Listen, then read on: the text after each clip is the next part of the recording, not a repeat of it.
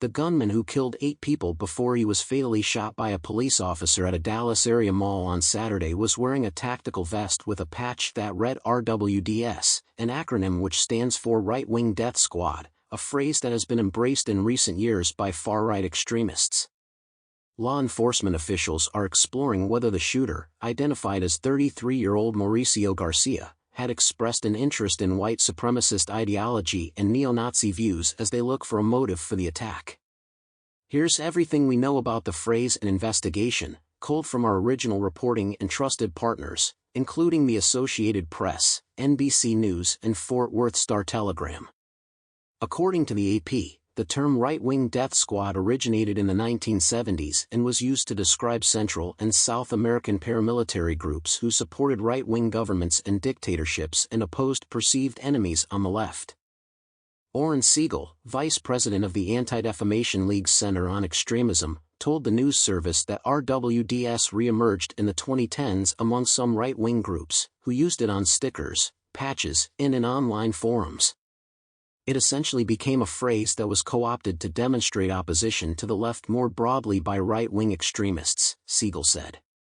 Right-Wing Death Squad was the name of the smaller groups that participated in the white nationalist Unite the Right rally in Charlottesville, Virginia, in August 2017.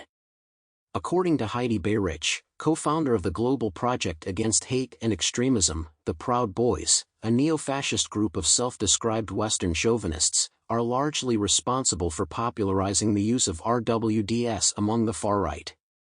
Following the 2020 election, members of the Proud Boys joined supporters of then-President Donald Trump at rallies protesting the results. Proud Boys National Chairman Enrique Tarrio and other leaders of the group were photographed wearing RWDS patches at those demonstrations. Last week, Tarrio was convicted of seditious conspiracy in connection with the January 6, 2021, attack on the U.S. Capitol. Given the RWDS patch worn by the Texas shooter, investigators quickly zeroed in on his social media accounts in search of a possible motive. According to NBC News, a preliminary review revealed hundreds of posts that expressed interest in white supremacist and neo-Nazi views. AP reports that posts made by Garcia on a Russian social networking site showed a fascination with white supremacy and mass shootings, which he described as sport. And photos he posted showed what appeared to be large Nazi tattoos on his arm and torso, including a swastika and the SS lightning bolt symbol of Hitler's paramilitary forces.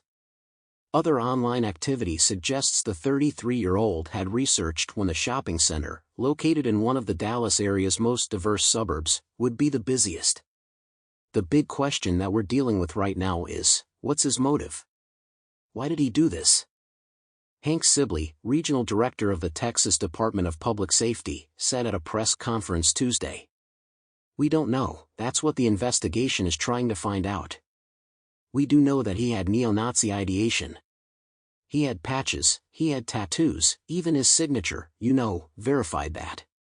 According to police, the shooting began around 3:30 p.m. Saturday at Allen Premium Outlets in Allen, Texas, about 25 miles north of Dallas, when a man armed with an AR-15 style assault rifle and wearing tactical gear opened fire. 8 people were killed and 7 others were injured before the gunman was fatally shot by a police officer who happened to be at the mall.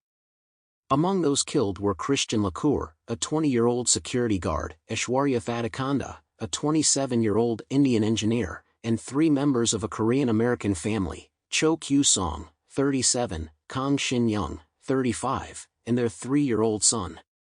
The Texas Department of Public Safety later identified the gunman as Garcia, who lived in the Dallas area. NBC News reported that police recovered an additional handgun at the scene, more weapons and ammunition in his car, and the tactical vest emblazoned with the RWDS patch.